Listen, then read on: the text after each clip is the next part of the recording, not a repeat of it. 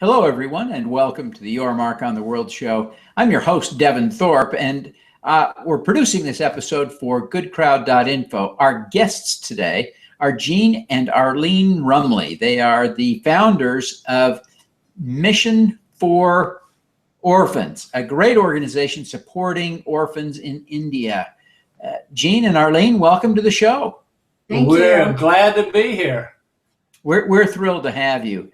Arlene, I wonder if you would start out by telling us the story of how you first decided to do something. What was it that you encountered that made you want to do something other than just pity the people in India? Well, the story really starts maybe 20 years ago or so when we met a wonderful family from India called the Thorpe family. And we had heard them speak here in the United States, and they shared their story about rescuing, saving children off the streets in India. They gave us the numbers of millions of street kids living in the streets. It was a story that touched our heart, and we could hardly believe what we were hearing when he shared some of the experiences that they go through on a day-by-day basis. And so his son, actually Biju Thampi, and his other three children took up the cause as well. And so we knew them as friends. They used to come to the United States to visit, and they would stay with us. They would tell us more stories about what was going on in India. And then Jean had the opportunity to go over to India, probably the first trip about 2000. about 20 years ago. And it was a business trip. And so he got his first look at what was happening with the people there, and especially the children living in the streets.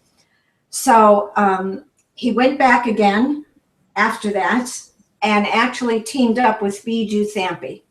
And this young man was such an inspiration to both of us. But Jean actually got to work with him daily in the streets, seeing the orphans, seeing the people sleeping on the streets, sleeping on train platforms, watching the children dig in garbage dumps, looking for their food, a scrap of food, anything just for the day. So this really touched Jean's heart beyond what he ever thought he'd be touched. Well, when he came back home, I wasn't with him on that trip. He was trying to tell me what he saw. And the visions of the children kept coming back to his mind, especially in the night hours. And truthfully, for about 2 weeks, he laid next to me in the bed with tears coming down his eyes. He couldn't speak. He just kept saying to me, "We have to be able to do something to rescue some of these children. What can we do?" Well, at the time we were in marketing and had a business of our own. And I didn't think a whole lot about it, but when he showed me pictures and I kept hearing more stories, my vision kind of joined with his. So finally one day we just made a decision. And I think this is interesting for people to hear because sometimes we don't know what to do. And the vision was so big. How do we save millions of children? Okay, how do we do that? We can't do that. So then we had the vision planted in our hearts, but then we decided, okay, let's just start in a small way. We could probably help rescue one child. We could rescue one. Don't think about the millions, think about one. So we opened a checking account, called it Mission for Orphans, and we put $50, and that was the seed we planted. From there, we wrote letters to our families and friends. That's how we got started. Told the story, mouth to mouth, one person at a time. Suddenly, well, it wasn't suddenly, but with time, people began to respond. We were getting checks in the mail. We love what you're saying. What are you doing? We showed pictures of the children, and that's how we started. $50. Rescue one child. We could do something for one child. And that grew. As Jean went every year to India, he saw the work growing. He saw Biju Thampi with a team now, a vision rescue team on the ground, taking in the kids, getting school buses, old dilapidated school buses, turning them into a school for an hour a day. These children would come, get their food in lines, waiting in lines, get on the buses. They would have their own little pencil box, which they treasured. that was something that was their own, and they get an education. Because if we can get the children educated in a country like India with millions of kids in the streets, they will have a chance at life. Now, that's really a great way to get this discussion started, Arlene. Jean, tell us a little bit about your personal reflections on those early trips to India. It was unbelievable. I landed in Mumbai, actually 2000, on a business trip with an idea, how can we perhaps get products imported from India to here, or vice versa, to see if there was any way that we could raise some funds to help support the work. And so the first time there, the first exposure, I landed at 1 or 2 o'clock in the morning, going out to the parking lot, and landed in the middle of a huge festival. And we were driving down the road, and I got sick on that trip. I usually never get sick on airplanes. And a guy picked me up, and we're riding down the road, and I see people laying in the middle of the median. And I'm going, what is this? My mind could not even comprehend what I was seeing at that particular time. So it was very unusual, but very alarming to me. And so that trip was kind of uncanny. I then met Biju in South India, and we went to on a business trip to a textile plant. We were again looking for products to see if we could help. And I ended up staying in an orphanage.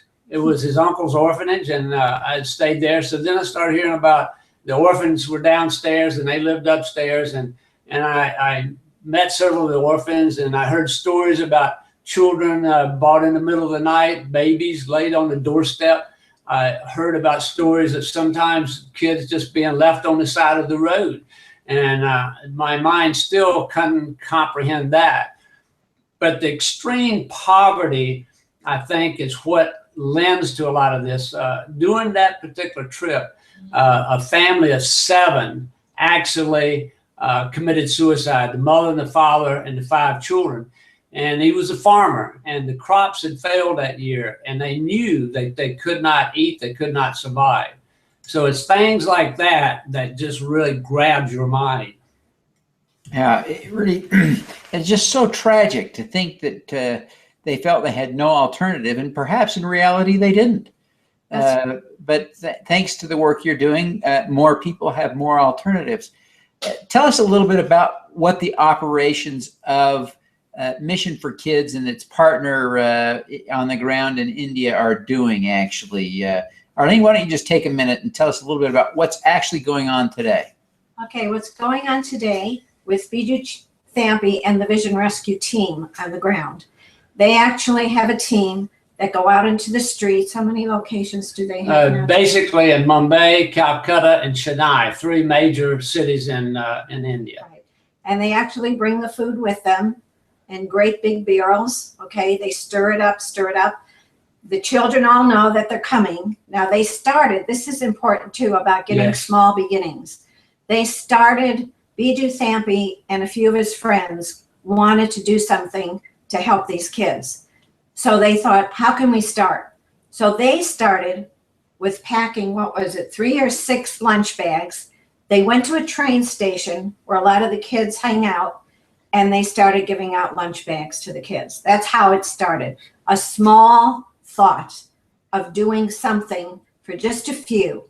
And it grew then to a couple of hundred they were feeding. Of course, all the kids knew that they were coming with food.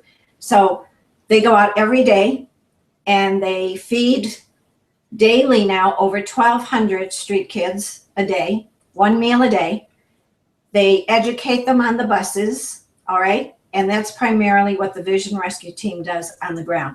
They now have 3 or 4 medical small buses. Vans, right, medical vans with a doctor and a nurse that can go into the streets and help at least with the small sores and different things that they have on their bodies. So that's what the team does. And we help financially, we help to support them to do that. But of course, what's happening now is it's grown. And then besides Biju Thampi, we got to meet the couple, Beanie and Shabu. Beanie is Biju's sister. Okay. So we heard about the vision in their heart that they would like to rescue girls, orphaned girls, because the orphan girls in India are put down. They are hardly noticed at all.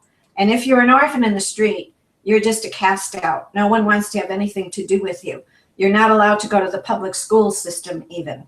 So Beanie and Shabu's dream was to build a girls' home for at least 150 orphan girls and 50 babies. Well, we wanted to join them in that vision. So we did. And 5 years ago, we started, again, almost the same way, contacting our friends, our business associates, Facebook, telling them about the new project for a new home, being able to take 150 girls and put them into a loving, caring home. And so the ground floor was completed, the land was purchased, everything to date is debt-free, and there are 30 beautiful girls living in that girls' home today. But we want to be able to complete the home, and that's why we've started now a crowdfunding campaign. We need $30,000. Oh, wait. You're getting ahead of yourself there. Okay. I'll back up. Thanks, Arlene. Gene, a chance to talk. I'd like to come watch dinner at your house. But Gene, take a minute and tell us a little bit about the crowdfunding campaign and what it's for. The crowdfunding campaign is to finish this home. We got the ground floor. We've got a second floor started with a library and a study room. And the money we have saved now in our initial campaign of additional 30,000 will get that second or the first floor finished and completed where we can take more girls in. So that's the immediate goal that we have right now. So tell us about the girls that you hope to help. What kind of population of girls is this? It is a mixture, and I'm glad you asked that question because one actually program that Biju is doing and with Vision Rescue turns into another situation with orphans and street kids when they've been abandoned. The examples, some very tough things happen. One boy that they had, the father had actually killed the mother. Then the father brings him to the city and drops him on the street at about 10 years old. The team found him and realized that he was abandoned and left on his own. And so they started questioning him, going through the process, and took him into the orphanage. Also, the same things happened with the girls. One of the stories, they found two little girls and a mother, and they was living under a bridge near a train platform. She was a prostitute trying to help feed the kids and that type of thing. She gets pregnant a third time. Then they bring, the team finds all three of them, the mother and the two girls, brings them into a home to feed them, take care of them. And then the mother, after she's better, gets up and leaves all three. So now we got a baby and two girls.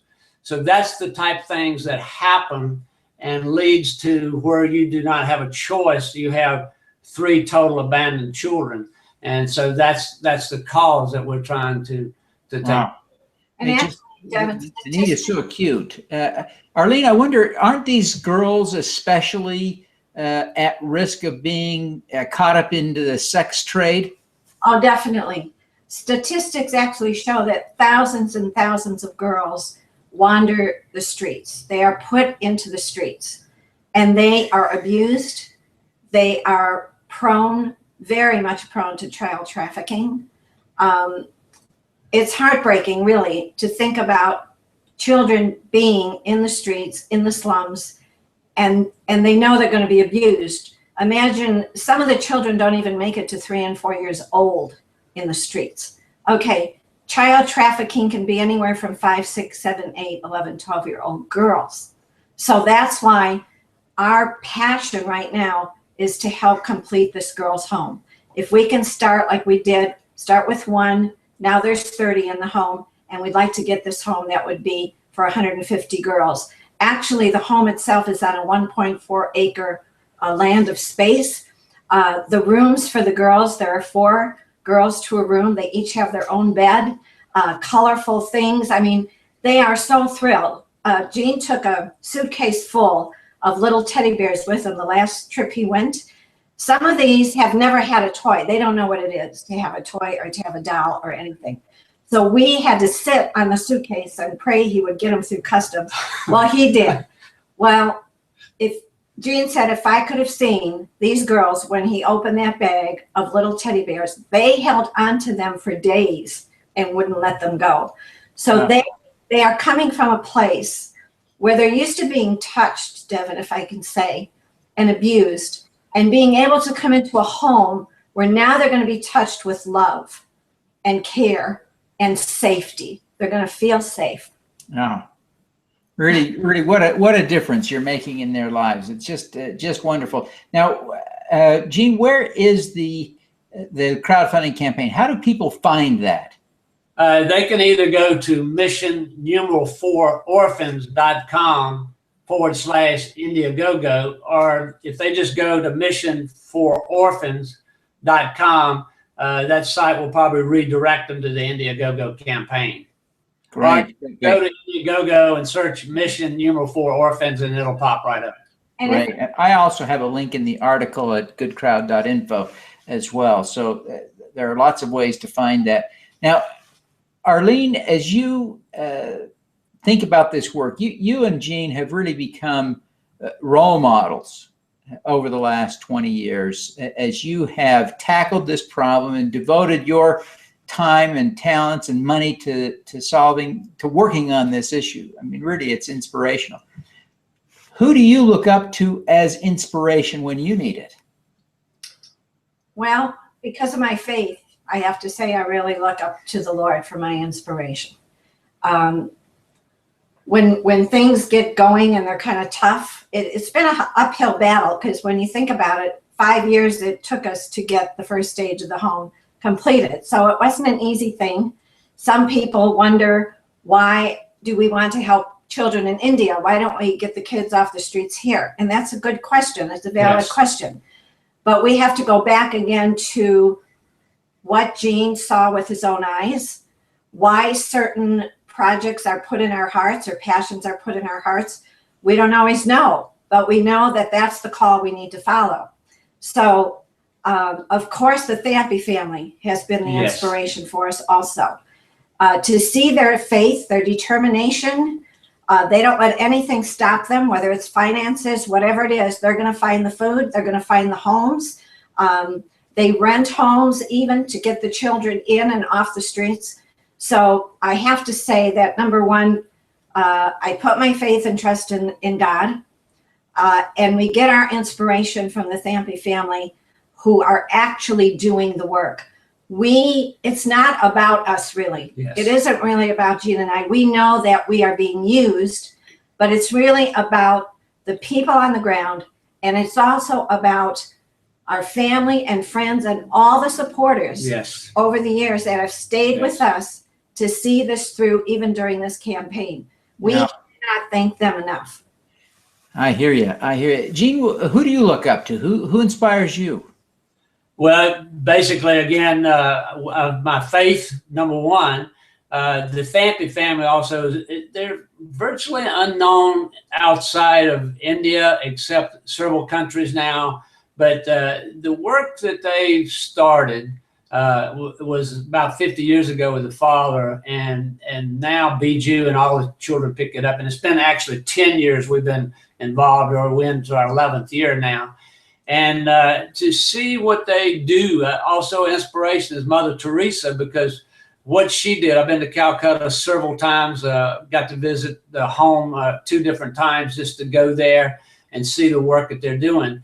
And they're doing, the Vision Rescue team are doing almost exactly what Mother Teresa did, a little bit different, because they're trying to educate the kids. They're trying to feed the children. I want to take that one step further. And I started doing this the last trip into India, is that entrepreneurship is going to help more than anything that I've been able to realize. How can we take this to another level? And I think it's going to be through teaching small things. You had someone on recently, and Arlene and I looked at the actual one bead, and the young lady that you had on. It was such an inspiration. What she did was one simple idea. Sometimes we think we got to have tons of money. We got to have, everything's got to be right. We come from a grassroots ourselves and starting the business. So we know that you can do it if the right idea, at the right time with the right people. And they're hungry. I did a test last time I was there with about 40 or 50 people, just teaching a simple entrepreneur idea. So that's our next step also, because if we can get them to realize they are worthy, they can do something, there's something, even in the midst of all extreme poverty, there is something that they can do to help come out of that situation. Yeah. And especially the orphans and the street children. Bijou and them are doing this by educating them, getting a uniform, getting them in school. That has been a big step to really get them off the streets. I hear you. Well, it's amazing work that you are helping them do, and so I appreciate you. Before you go, I want to ask you again, remind us how to connect to this crowdfunding campaign for the girls' home. Yes, if they go to Indiegogo, INDIEGOGO, if people haven't been there, and they just put in the search mission #4 orphans, it'll pop up and they will see it. Or they can go to mission #4orphans.com/Indiegogo. Either one of those will take them to our site there. Great. Say that no amount is too small. Yes. A lot of times people may feel, what could my $5 or $10 do? It can be multiplied immensely in a place like India. So don't think that any amount is too small or any amount is too big either. Okay. Thank you both for taking the time to be with us today. We wish you every success in the great work you're doing. Thank you, Devin. Thank you very so much. We appreciate it. All righty. Let's do some good. Let's do some good. Yes.